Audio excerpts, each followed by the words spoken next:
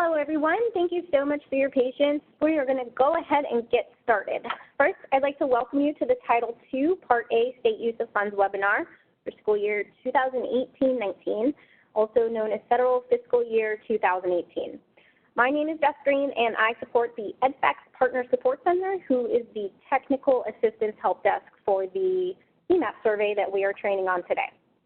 I also have the PSC manager, Doreen Stay, with me, as well as representatives from the School Support and Accountability, ESB, and the NCES Program Office, who will assist with answering questions both during and at the end of the presentation.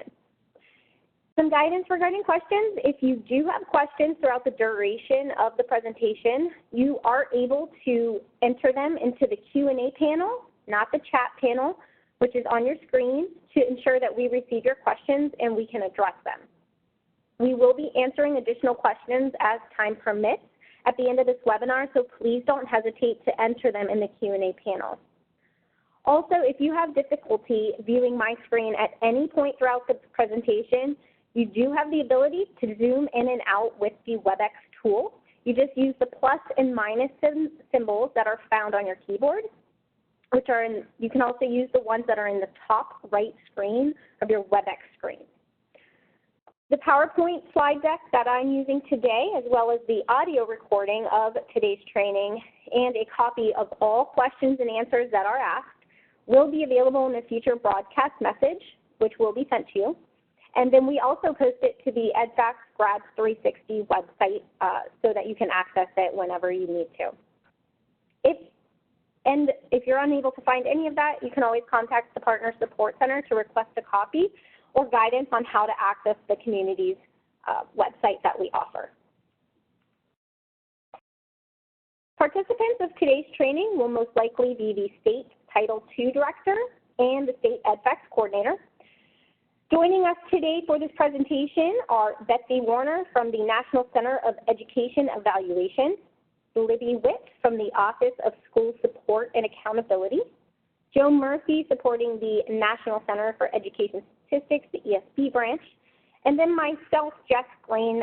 As I mentioned before, I support the EdFacts Partner Support Center, which is the help desk and the phone number that is on the broadcast that you guys have received regarding the Title II EMAPS survey. And if you have any questions or concerns regarding the Title II survey over the next couple of months, please feel free to give us a call. The State Title II Director is the individual who's been identified by the Office of State Support to enter and submit the survey, as well as access the final report. The State EdFacts Coordinator has been granted read-only permissions in order to allow them to have access to the submitted report once the survey has been submitted by the Title II Director. So today we're going to be covering a number of topics, which include an introduction and an overview of the Title II survey, the timeline for the survey, an overview of how to log into EMAPS, and then followed by a live demonstration reviewing the whole process of the Title II survey from start to finish. At the end, we're going to review a couple frequently asked questions, important dates, and then review the T&A and technical support resources that are available to you all. And then as time permits, we will review any questions that come in, and we'll answer as many as possible. If time is short and there are questions that are unable to be answered during the Q&A portion at the end, the questions log again will be posted to the EdFacts community site. And if it is specifically policy related or something that you need an answer to, we will try and reach out to you directly so we can provide that response as soon as possible.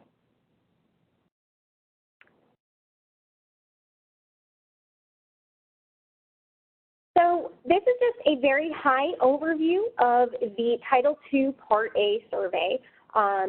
It is a background, and we will provide information in the question and answer log regarding the history of the Title II survey, Title II Part A reporting, and uses of the data so that you have a better understanding of why this data is collected and how it is used after it is collected by the department.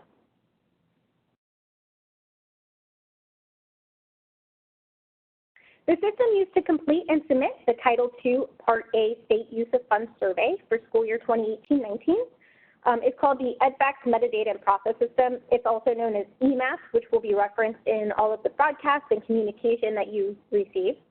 EMAPS provides states an easy method of reporting data to meet federal reporting requirements and provides specific funding information to the Title II Program Office as well as the federal government. Internet Explorer versions 9, 10, and 11 are the only supported browsers for EMAPS. You'll want to be sure to log into EMAPS using your Internet Explorer browser for complete functionality when completing the Title II survey.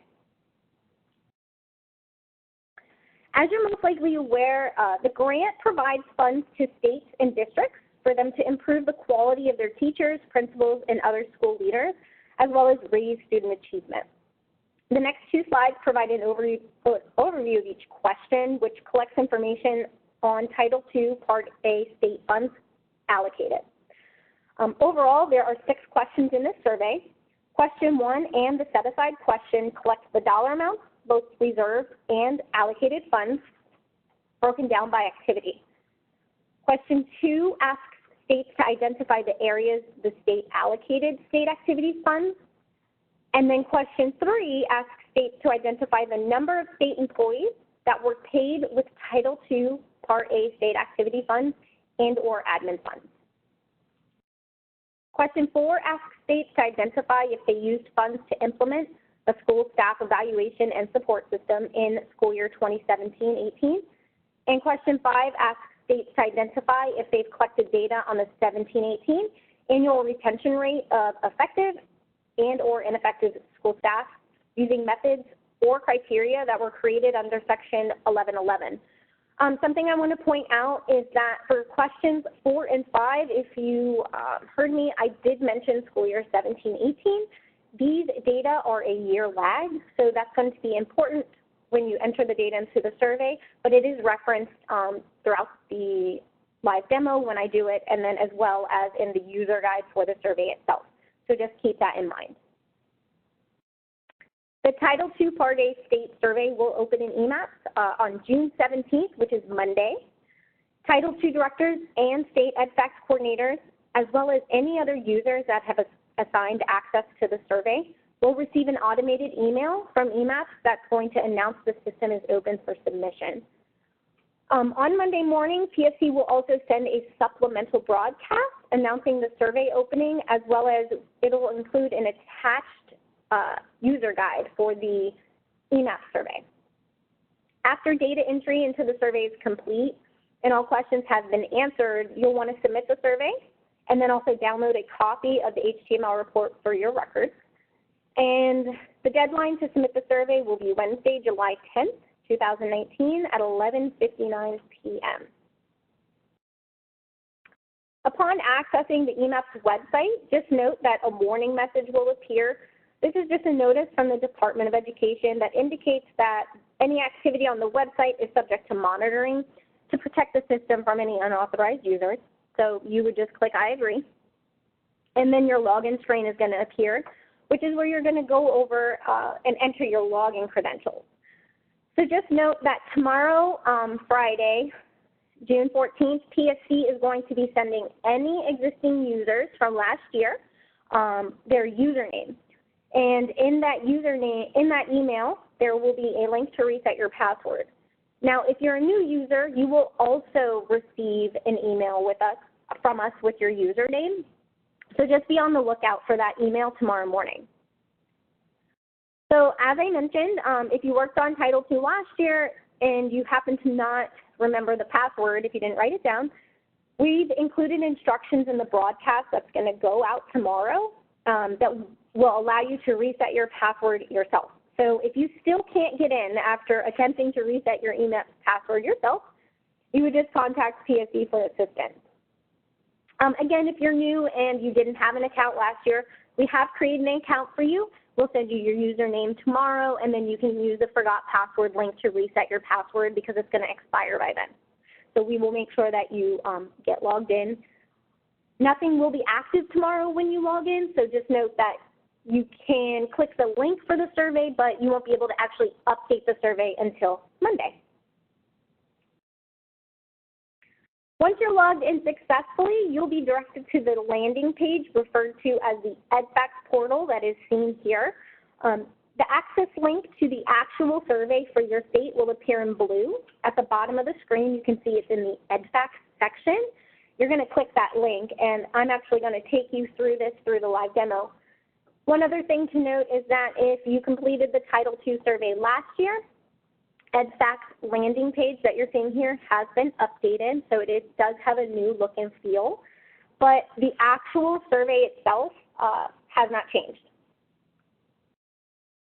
So once you're logged into the system and you click the blue link to access the Title II survey, the system will redirect you to the Summary tab of the Title II Part A survey.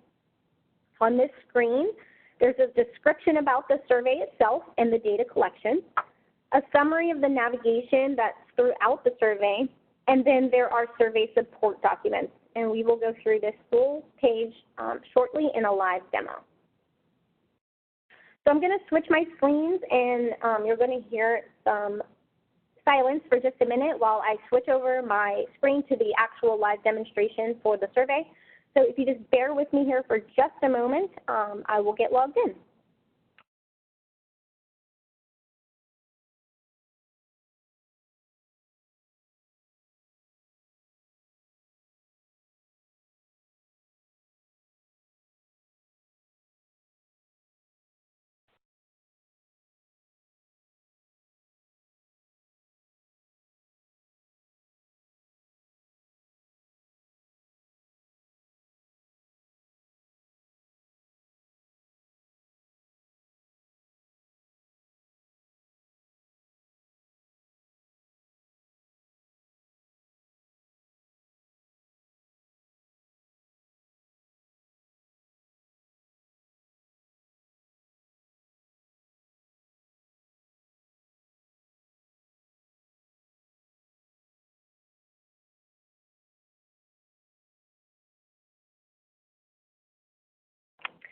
Okay, thank you so much for your patience. You should now see my EMAPS login screen on the WebEx screen now.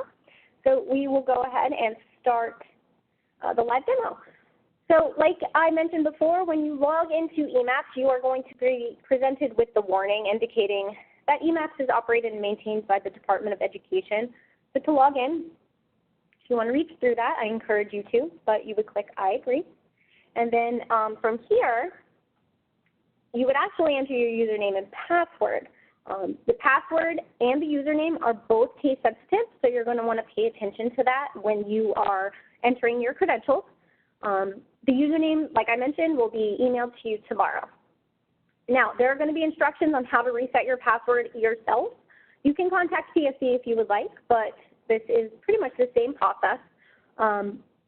Basically, if you don't know your password, you simply click this Forgot Password link, and you are going to enter your username that is in the email that you received. If you enter your email address, it is going to tell you that it doesn't recognize your account. So enter your username, you're going to click Send Email, and it's going to send you a direct link to reset your EMAPS password yourself. This is the email address that is associated with your EMAPS account. So if for whatever reason your email domain has changed, then you'll want to contact PSE just so we can make sure that we have everything accurate and up to date so that you can reset your password. So I'm going to go ahead and get logged in.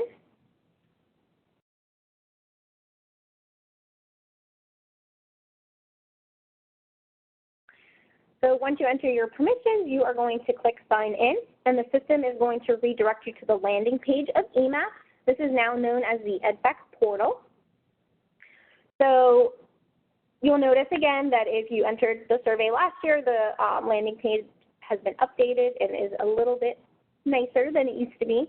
The survey functionality is the exact same though. So when you log in, also note that if you have any access to any other surveys, they would be listed here under EdFacts, but for the purpose, this is just a Title II account, so you would only have access to one survey.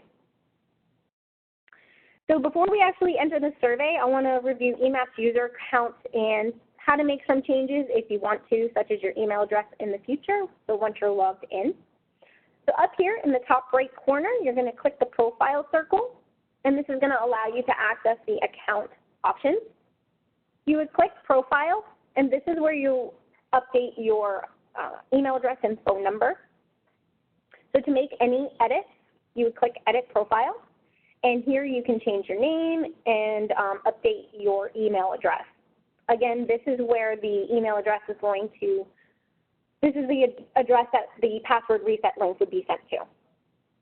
So once you enter that, you would just click Save Changes, and it'll update everything automatically.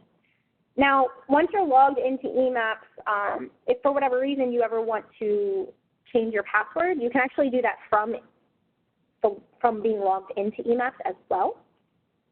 So you would just click the Settings button, and then you would click the Password tab right here, and you would put the password that you logged into EMAPS with, and then enter your new password that you wish to change it to twice.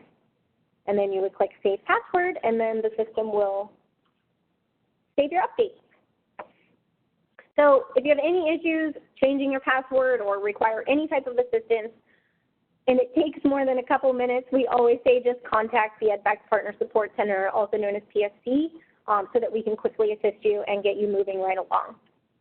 So I'm going to return back to the main page, and to do that, I would click this Portal tab right here in the top left corner. So we're going to go ahead and enter the survey. I'm going to review each question in depth and try and answer as many questions as I can while going through this. So I'm going to provide an overview of the functionality, how to respond to questions, and also how to answer or address warnings and errors that could appear throughout the survey. One other thing I want you to note is that I am using a test account today. So all the numbers that are in here are fictitious. There are no real data that were actually entered into the survey. So as you can see, you're going to see a state-specific link. So we will click that, and this will direct you to the state-specific survey. If the state is wrong, please contact Partner Support, but everything should be accurate as it is today. After you land on the Summary tab, you're going to see a couple things here. So the first thing I want to point out is this process bar right here. This displays the status of the survey at any point throughout the process. So just to define these, if data has not yet been entered or saved to the database, it will be in a not started status. The in process status basically reflects that someone has gone into the survey, entered something, and then saved it as a draft. It will then change to in process. And then submitted means that the survey has been finalized and submitted to the Department of Education, and a final HTML report has been generated. The About the Survey section is a high overview of why the Title II Part A survey data is collected. The Instructions section is a brief technical overview of the functionality of the survey and how to respond to the questions in general. And then the survey support documents are resources that should be helpful to you while you're completing the survey. So the first one is a quick link to the user guide. This contains step-by-step instructions for completing the survey, as well as some frequently asked questions. As I mentioned before, this will be attached to Monday's broadcast, but if you need it, this is where you would access it. The second link directs you to the recording of this webinar and the slide deck I'm using today, so it'll be the exact presentation that you're seeing today. And then this third quick link is an OMB approved paper version of the Title II Part A survey. So if you want to print it out and complete the responses on paper before you actually enter them into the EMAPS database, you can do that. So you would just click this and a PDF will pop up. And as I mentioned before, and will continue to do so, if you have any questions or need assistance at any point while completing this survey, please don't hesitate to call PSC for assistance. So above the status bar up here, you have quick direct links to each question. You do not have to answer these questions in any specific order, but each of them has to be responded to before the system will even allow you to review and submit the survey to the database. So a couple things before we begin. Just note that as you enter data, you always want to click Save as Draft after you've entered anything. If you enter data and then leave the page or completely exit the browser for any reason, all the data that's entered will be lost. So Save as Draft button is going to be your best friend. There's two types of edits that can fire, and if they do, they're going to appear in red, and we will go over them throughout the survey. There's warning messages that do not prevent submission, and then there's error messages that actually do prevent submission, and we will go over how to resolve them. One other thing that we just want you to keep in mind is that if there is a warning, so if there is a red text on the screen, we strongly recommend you try and provide an explanation if you're going to leave that warning there. So there is a comment field on each page for every single question, so utilize that to your advantage. All right, so let's go ahead and get started. We're going to answer everything in order, so we'll start with question 1. So the question, when you first click the link, you'll notice that it is in a review-only mode. So to actually enter responses, you have to click Update Question 1 or Question 2 Responses in the top corner. We will go over this for every question, but just keep that in mind. Sometimes you forget and then you get frustrated because you feel like the cells should automatically become available, but they don't. So once you click that, you'll see that the manual entry cells have appeared. So this is going to allow me to enter enter the data. So question 1, this one collects the dollar amount of federal fiscal year 2018 Title II Part A state activities funds that were allocated. Amounts that are entered here are not to include carryover funds. Also note that question 1 is going to contain auto calculation fields, pre-populated data, and manual entry fields, and we will go over all of that. There are two main sections to question 1.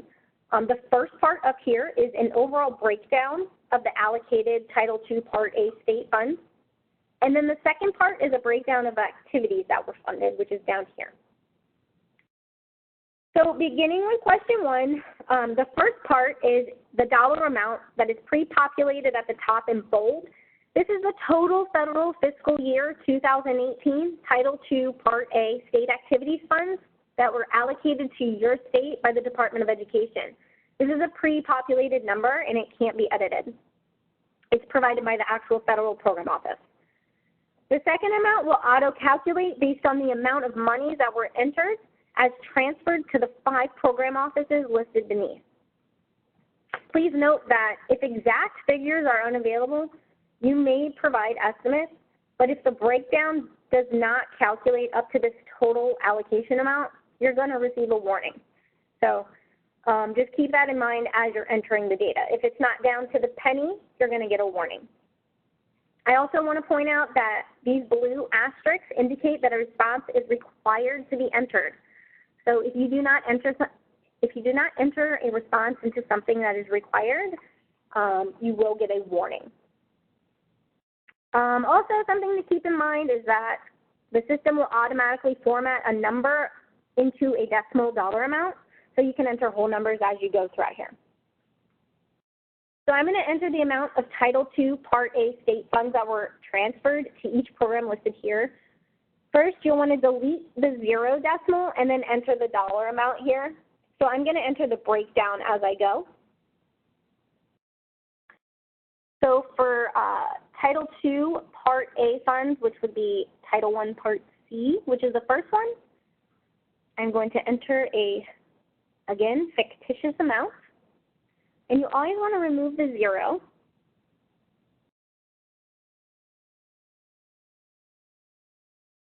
So bear with me as I enter these. You can see here this number is auto-calculating as I go. So if you're trying to enter exact amounts, that would be something to point out as you go. Okay, you may also tab in between these. If you're quicker on the keyboard, you are able to do that.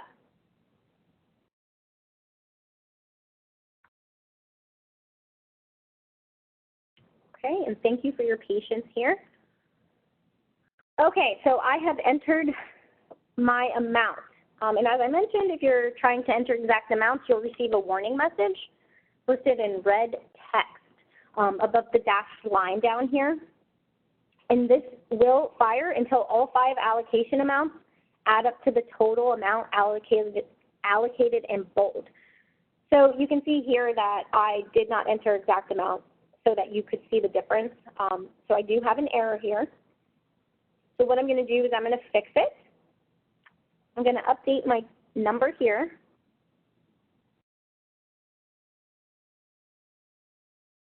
And when I do so, the error should clear. There it goes.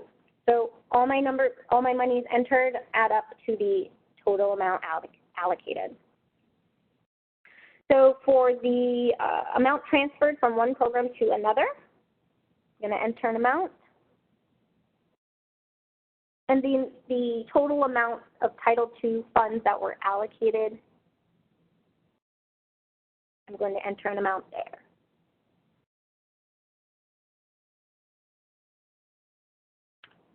Okay.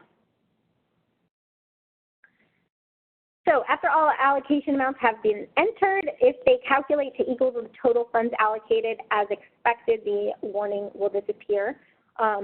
So just an overview, the calculation that takes place is the total amount allocated at the top minus the funds transferred from another program to Title II plus the funds transferred from one program minus the funds allocated.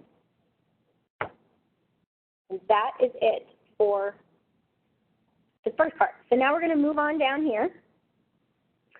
These are the sub-questions. They are sectioned by each activity that Title II Part A state funds could have been allocated to. This whole section includes manual entry fields, and then there are a couple auto calculation fields.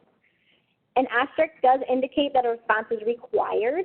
So states that are not required to fund every activity listed here, you're going to want to leave the pre-populated value of $0 left as is. Do not remove them because you're going to receive an error.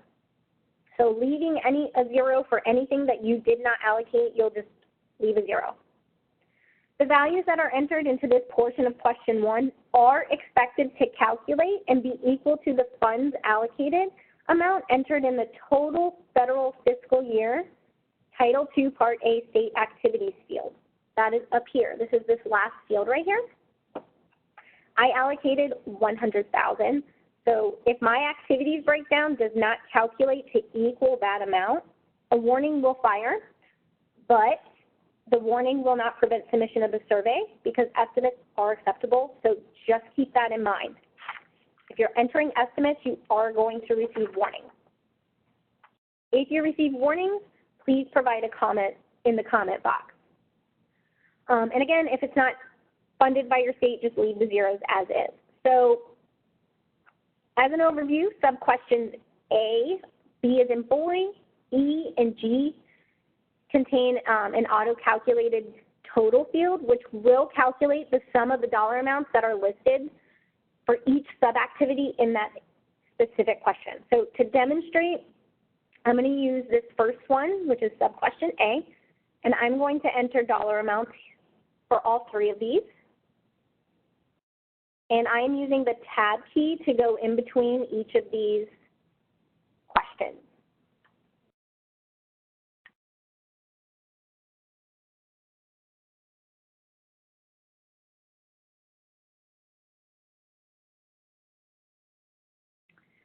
Okay, so you can see that this total amount field right here auto-calculated. So moving on, I'm going to enter an allocation amount for sub-question F. So I'm going to scroll down to F. I'm going to enter $12,000. And then I'm going to go ahead and scroll a little bit further down and enter allocation amounts for S, T, and U, all the way at the bottom.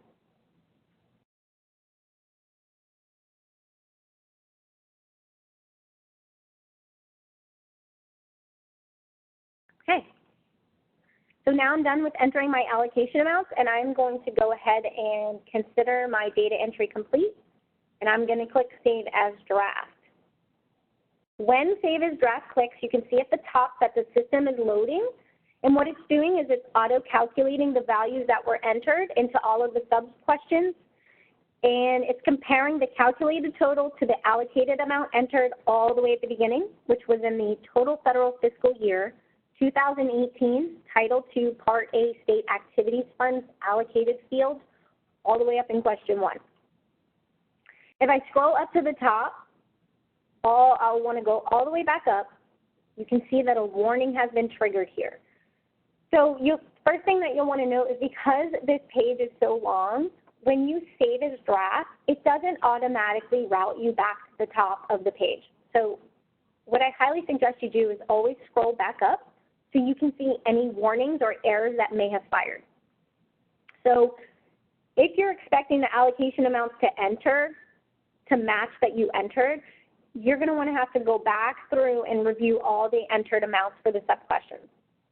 So I know I have a warning, so I would like to go ahead and clear that warning. So I'm going to click Update Question 1 Responses.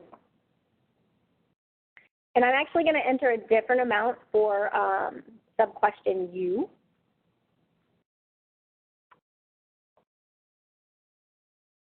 So I'm going to click Save as Draft.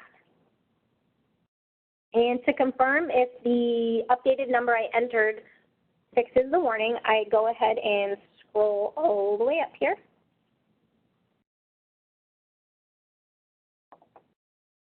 And you can see that my error has been cleared, or the warning has been cleared. So this means to me that I can go ahead and continue.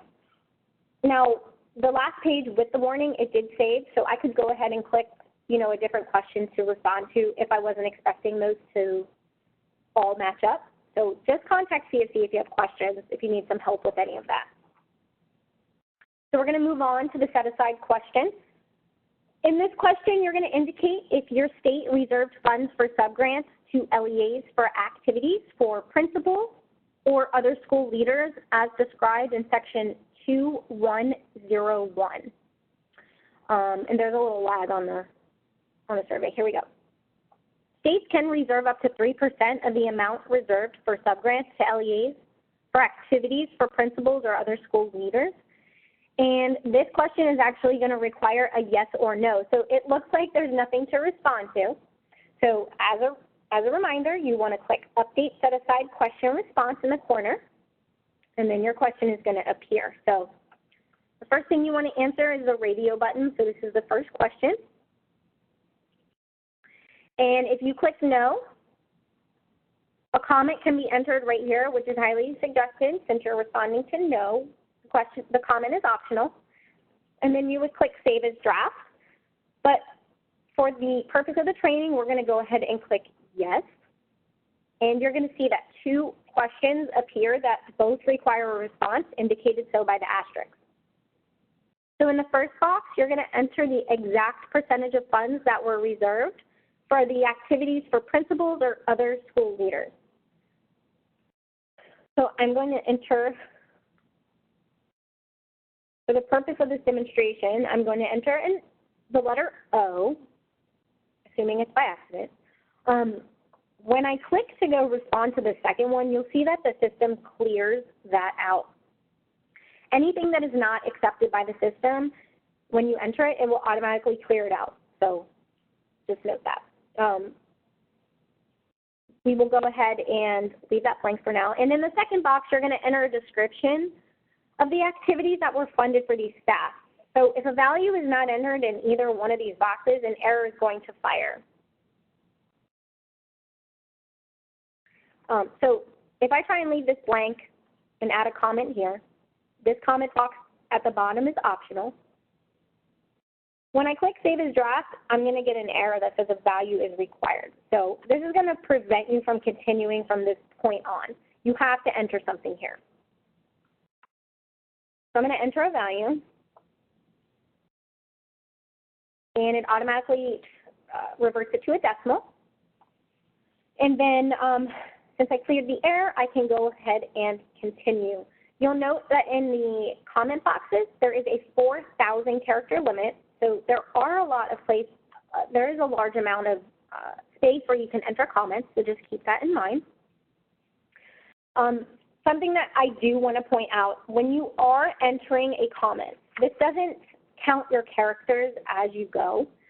So if you do have a really long comment for either of these boxes, actually, the character limit's only 4,000. So we suggest typing it into Notepad to count the characters and then pasting it directly into this EMAPS comment box.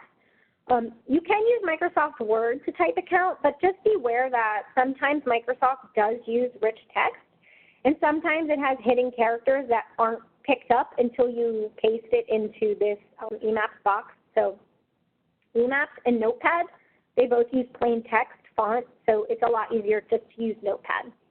There is a count function on there. So I am done with the set-aside question, so I'm going to click Save as Draft. And now I can move on. We are going to go to question 2. This is where you'll indicate which areas that 2018 Title II Part A state activity funds were allocated towards. Now, if I try and click anything here without clicking the Update Response box, it's not going to let me. So I have to go over here and click Update Question 2, just as a reminder. And when you do that, you will see the checkboxes become clickable. So to choose an area that your state allocated funds to, you simply mark a box next to the activity. And then from there, you're going to see 2 additional questions appear that both require a response, as you can see with the asterisk right here. So the first, you enter the amount of funds that were actually allocated toward that specific activity. And then you'll provide a brief description of how those funds were allocated and used for that activity.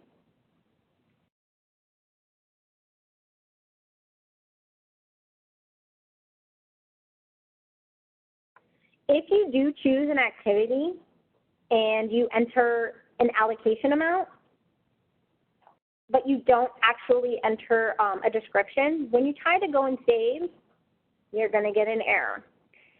And the way you know that it did not save is first, you have your error, but the Save as Draft button is still enabled. That means that the data has not yet been saved to the database.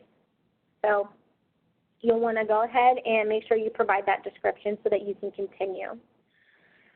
If you are unsure of the amount of funds that were allocated to an activity and you're unable to provide an estimate, you are able to enter an M for missing.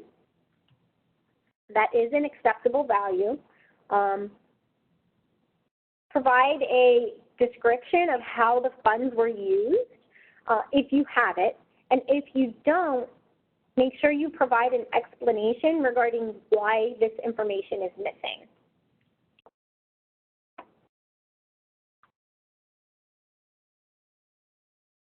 So now I can go ahead and click Save as Draft. And you'll see appear action completed successfully, so everything was accepted by the system, even my M for missing and my explanation. Okay, so moving on to question 3. You'll identify the number of state employees whose salaries are fully funded and those partially funded by FFY 2018 Title II Part A activities and or administrative funds. So you'll want to be sure to count the number of employees that were paid and not to count by FTE. To enter the information, I'm going to click the Update Question 3 response box. And you'll enter the number of fully funded activities in this first box, and then the number of partially funded activities in the second box. And when you click it, the box becomes editable. If I try to continue without entering a number right here in this FTE box that is required, I'm going to get an error. Actually, it accepted that, but that's because I had 0. So let's go back and update that.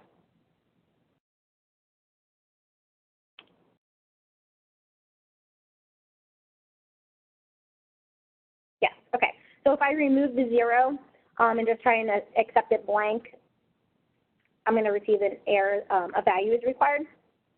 So because there's an asterisk there, that response is required. So to resolve that amount, I'll enter the number of FTEs,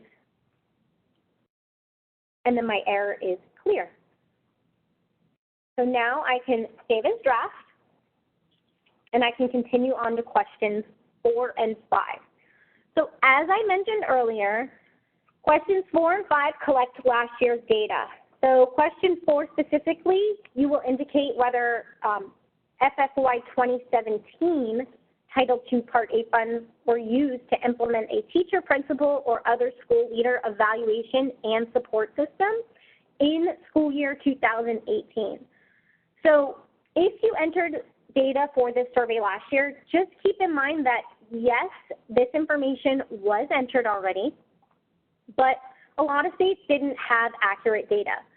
So in order to allow states to have accurate data available, to be able to collect and submit complete and accurate data, going forward, questions 4 and 5 will be a year behind from the actual survey data.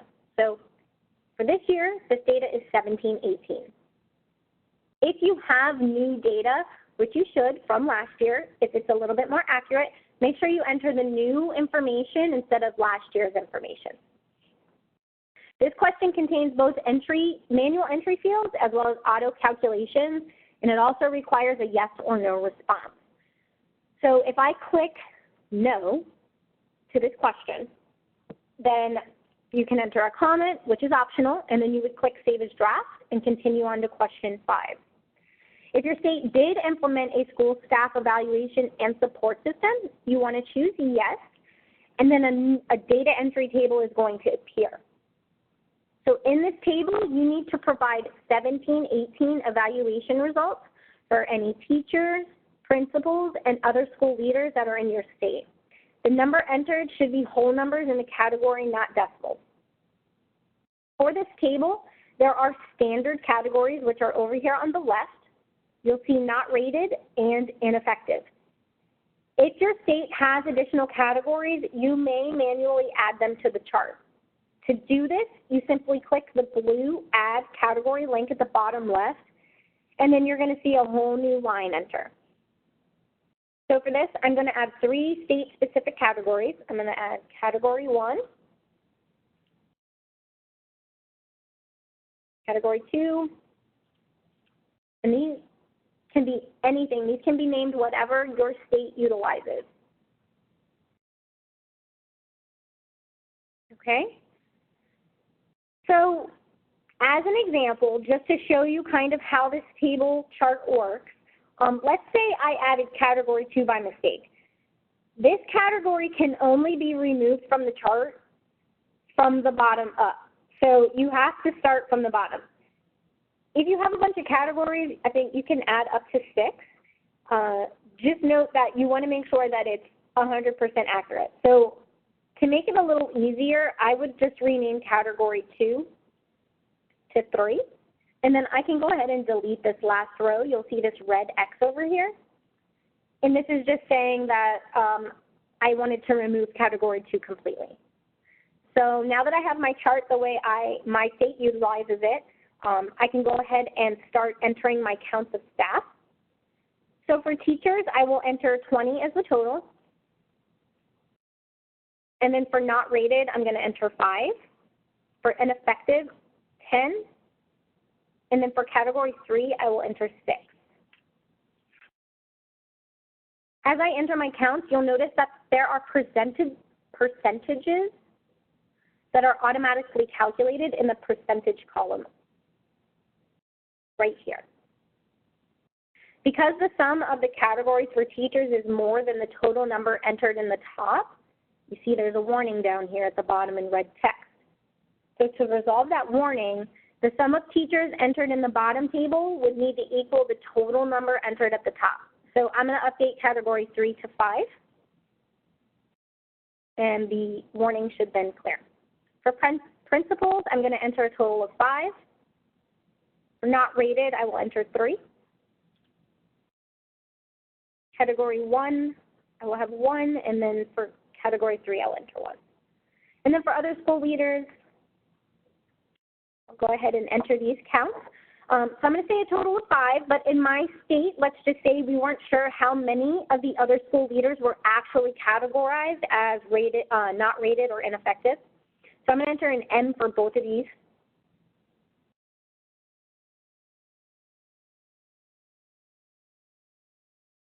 Now, because I'm entering an M, you will want to make sure you add a detailed comment here at the bottom. And what this does is it allows the program office to have the information available during their data quality review period so that they don't have to come back and ask questions asking why the data was missing. If you provide it up front, then that's one less thing that they have to come back to you on. So once the data has been entered, I'm going to click Save as Draft.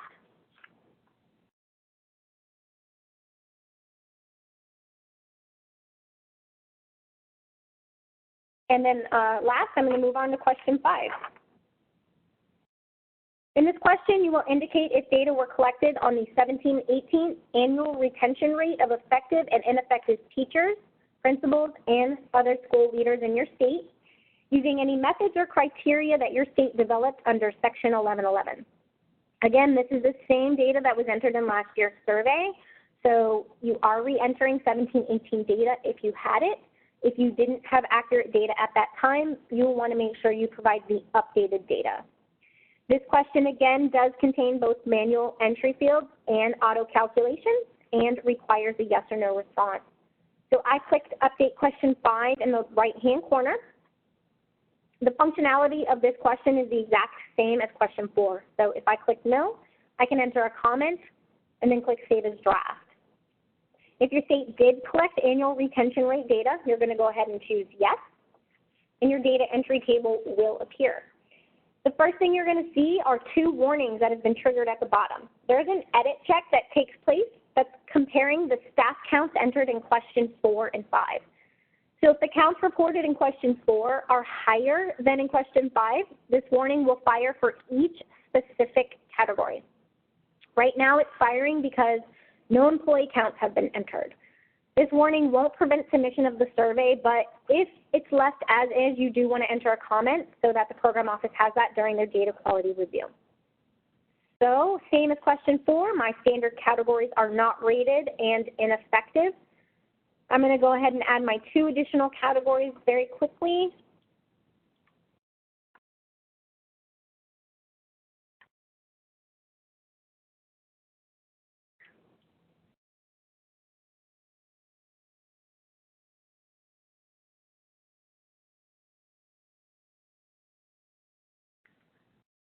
Sorry. Okay, so now I will go ahead and enter my counts for all of my categories. The teachers, I'm going to go ahead and enter 3 different categories here.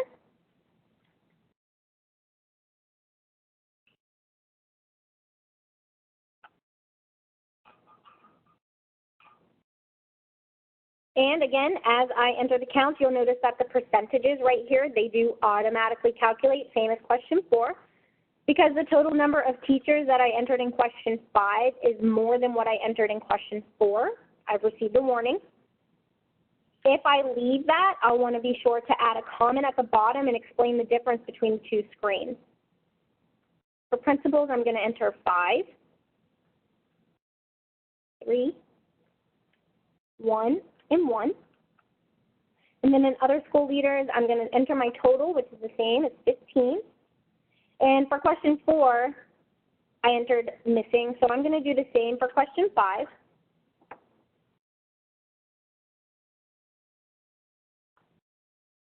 And I'm going to enter an 8 in category 1.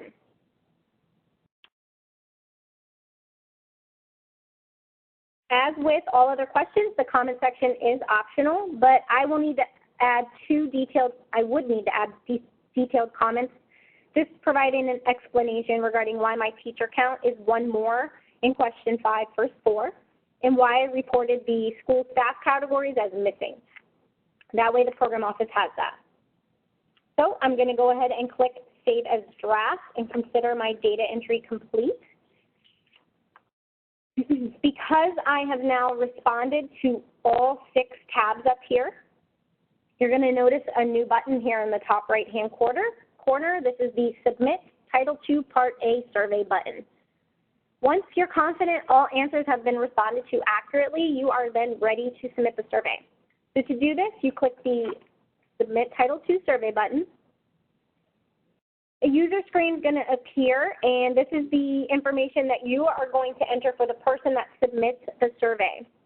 As long as everything's accurate and no updates need to take place, you'll click Submit Title II Responses in the top right-hand corner. You're going to get a pop-up just confirming you want to submit. We're going to go ahead and submit it. And something to keep in mind that the survey is going to redirect you to the page that you clicked the Submit Title II Part A survey from. So we did so on question 5, so I know it's submitted because the system redirected me to question 5. If you're on question 1 or the summary page, you can also access that button from any question in the survey. So at this point, the Title II Director and the EdVacs Coordinator are going to receive an auto-generated email from EMAPS. It's going to indicate that the survey has been submitted successfully, and it will also include an attached HTML version of the survey itself with all the responses that you entered. The submitted survey can also be accessed directly in EMAPS while logged in. So once it's submitted to the survey, it is then saved to the database. You can access them by clicking Submitted Surveys. And when I click here, you can see the copy of the survey that I just submitted is already generated. And note that once the survey closes, this page can actually be accessed anytime throughout the year. So if in January you need a copy of the survey, you can log into your EMAPS account and access it there. Every time the survey is submitted, a new copy of the report is saved and you can access it here. So that concludes our live demonstration. If you give me one moment, I'm going to, I just have a couple other slides to go over with some really important information, and we are almost done. So just bear with me here for one moment.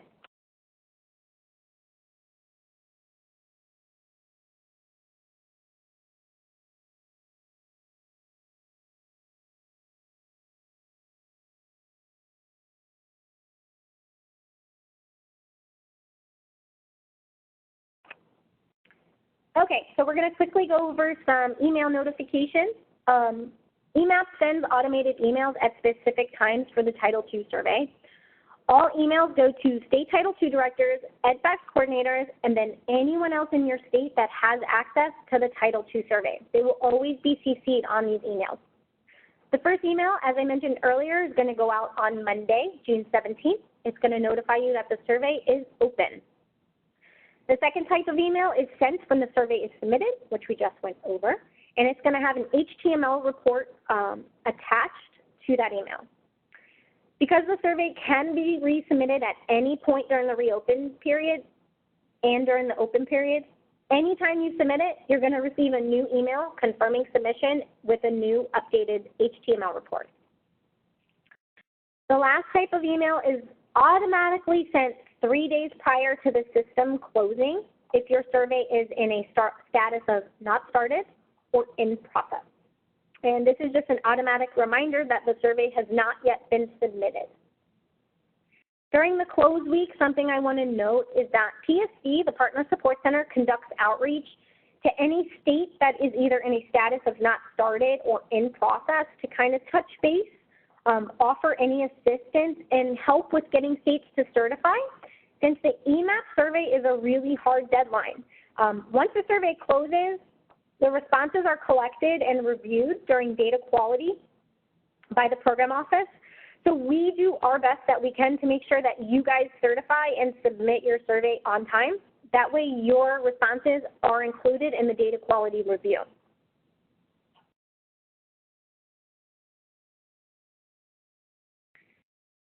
The survey will reopen on August 26th and will close September 6th for corrections. The automated emails will be sent to the Title II director and the EdVacs coordinator just to notify you of the reopen period. In this email, there will be a note indicating if the program office identified your state as being required to participate or not required to participate, and that is based on their data quality review. So if you are identified as being required to participate, a reminder email will be sent 1 week prior to the final due date.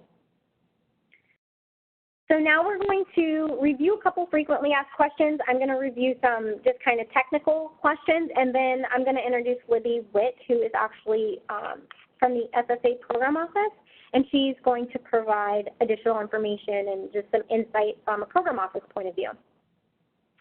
So the first question that I have is, or note, is that if you have someone in your state that is better qualified to enter the data and submit the Title II Part A survey other than the Title II director, that person can be provided an EMAPS account, and they are allowed to enter the data in the survey. So if there's someone other than you, the Title II director, that you want access to the survey, just contact PSC, and we will happily create an account with your permission to allow them to have edit access to the survey. If after submitting the survey you realize a mistake was made or an update needs to be made to the responses, you are able to log back in the EMAPS and then make any updates by using the update buttons in the top right corner and resubmit your survey. Just make sure that to resubmit the survey after the updates are made in order for the updates to be saved to the database and the program office to have access to the most up-to-date information. The survey can be resubmitted as many times as needed prior to the due date. If after the due date it's discovered that incorrect information was reported in the survey, there is a reopen period. This is going to take place August 12th through August 30th, which is when the survey will reopen. And these dates are in the user guide as well as in broadcasts that we will send out. So I'm going to turn it over to Libby so that she can go ahead and respond to the next couple frequently asked questions. Libby, can you hear me? Yep. Can you hear me? Yeah, welcome. Okay, excellent. We are having some technical difficulties for me earlier. One of the questions that I want to answer is how the data collected in this survey are used. For those of you who may have been associated with the Title II program for a long time, you know that we started collecting LEA level use of funds data really as early as 2003, and we're still collecting that through a different survey that doesn't function through EDFACS. We started collecting data about the state level activity money starting in the 13-14 school year, so that's a more recent data collection. But now that we're under ESSA, there is actually a reporting requirement in Title II. It's in Section 2104 of the statute that does require that each state report on how it uses its program funds. And so this survey acts as our means of collecting that required reporting information from states. So, you know, some of the general questions about, you know, which of the allowable uses of funds do you spend money on, that answers part of that required reporting. And then the open-ended questions about, you know, do you collect retention rates? Do you, if you're using Title II funds for your evaluation system or to look at equitable distribution issues, those are all things that are raised as things we need to collect information on in Section 2104. So those questions aren't as random as they might seem. Those are based on statutory requirements for reporting. So by filling out this survey, you're completing the reporting requirement in the statute for Title II. So that's one of the uses of the funds, is this is a way for us to look at program data. We also use information from both the SEA survey and the LEA survey to answer questions that we get on a fairly regular basis from Congress about how people are using program funds. We also get press questions about this on a pretty regular basis I have the education person at the Congressional Research Service calls me pretty much every year to ask me about the survey. So people are actually looking at this information, and it's important for us to get it. Finally, NCEE publishes a brief descriptive report using the SEA data combined with data from the state representative LEA survey to create a publicly available wider picture of how both states and districts are using their funds. So that's what we are doing with the information from this survey, and it is important to us. Can we move to the next slide? Yep. Thank you. These are a couple of questions that we got based on the survey from last year. One of the questions is about entering spending on administrative activities. As most of you who are the SEA directors know, there is a portion of Title II Part A that's specifically set aside for admin, but one of the allowable uses of the state-level activity money is also administrative activity. So if you are using any of your state-level activity funds for administrative purposes, that should be reported in question 1F on the survey, and the slide shows you the statutory language that allows you to use state-level activity funds for administrative purposes. All right, move. Okay. All right, the next question refers to question 3 on the survey, which is the one where we're asking the question about how many FTEs, both full and part-time, you are using Title II funds to pay for. You should not be including contractors in that question. That question is asking about the number of SEA employees whose salaries are fully or partially funded by Title II Part A activities and or the admin funds. And then we had a number of questions last year. Both questions 4 and 5 on the survey use the language other school leaders, and a number of states asked us, what does that mean? There is actually a statutory definition for school leader, and you see it on the slide. This comes from the general definition section of the statute, which is section 8101. That section of the statute contains a large number of general definitions that apply throughout the statute. So this definition of school leader applies pretty much any place in ESSA where you see the term school leader or other school leader. This is the definition you should be using. I would point out that this is a two-part definition. First, they're talking about an employee or officer of an elementary school or secondary school, local educational agency, or other entity operating an elementary school or secondary school. Other entity could be, for example, a charter organization. And that person also has to be responsible for daily instructional leadership and managerial operations in the elementary school or secondary school building. Where this kind of comes into effect and where we often get questions about this is in terms of central office staff at LEAs. And whether a central office staff person counts as an other school leader to some degree depends on how well the person fits the second part of that definition. You know, depending on the size of the district, a central office staff person may fit part 1 of the definition, but is not someone who is responsible for daily instructional leadership and managerial operations in the school building. If that's the case, then that central office person would not count as another school leader. However, as many of you know, in very tiny school districts, the central office, such as it is, may also be somebody who is acting in an administrative way or a managerial way in an actual school.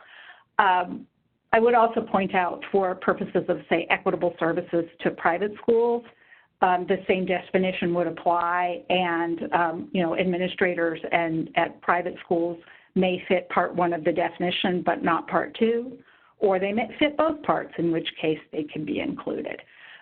But both parts of the definition must apply in order for funds to be used for such a person. So that's the official definition in the statute. If you're looking for the citation, it's section 8101.44 is where you'll find that definition. Wonderful. Thank you so much, Libby. Actually, since we're talking about question 4 briefly, there's a question, and I'm only asking because maybe it'll be in your head. It says the total number of teachers and principals is checked against another federal report. Do you know the name of that report? And if you don't, we can answer it after the call. Yeah, I'll have to look into that. Okay, we'll look into it. Thank you. Okay, so I'm going to briefly run through a couple more slides, so just hang in there with me. If you have to drop off, I understand the recording will be posted. So the system is going to open for submission on Monday, June 17th, and it is going to be open until July 10th, which is a Wednesday. Survey will be due that day at 11:59 p.m. Eastern Time. Then the data quality review period by the program office will take place. They will take all responses and review them. And then the system will reopen for corrections and resubmissions on August 12th. And during that time, you will get a data quality review spreadsheet from the partner support from the program office. And it will allow you to make updates into the system as necessary in order to respond to those data qualities. And then the system is going to close on August 30th, which is the final survey due date. There are no resubmissions after that, so it's really imperative that you stay in tune with the due date. These are just a couple of resources provided by the program office that are relevant to Title II, Part A State Survey. The links are direct links, so if you need to access them after the webinar, you can just go to this slide and you'll be able to click them. And then last but not least, the Partner Support Center, as I mentioned before, is the technical support help desk for this survey. And we can be reached by phone or email. And we're always open Monday through Friday, 8 a.m. to 6 p.m. Eastern Time. We are closed on federal holidays. Additional support is available until 8 o'clock p.m. on the close date of the survey. So if you guys do need anything after 6, we are available by email. And so I just want to go ahead and take a minute. There are 2 questions, and I think a lot of people have this question, so I'm going to answer it. It is, please clarify the year of funding that we are reporting on. So for question 1, 2, 3, and the set-aside question, you are reporting on school year 2018-19, which is also the FFY 2018. For questions 4 and 5, you are reporting on last year's data, which would be school year 2017-18, or the FFY 2017 Title II Part A funding. So if you have any questions about that afterwards, please feel free to call PSC, and if needed, we'll communicate with the program office to give you the most detailed response necessary.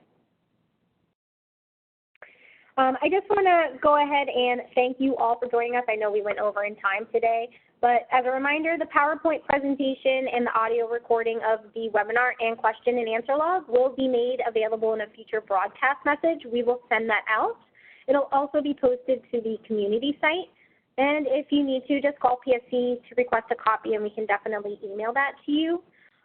Again, I just want to thank everyone, the Title II directors, EdFX coordinators, and then also Libby for joining us today, and any other state personnel that I did not directly reference. If you have any questions or concerns after the webinar, like I mentioned, contact Partner Support, and we will be glad to help you. I know this may be a new process or an updated process a little bit, so just give us a call and we'll be glad to assist you with any questions or concerns. Thank you for your time and participation, and we really look forward to working with you all. Have a great day.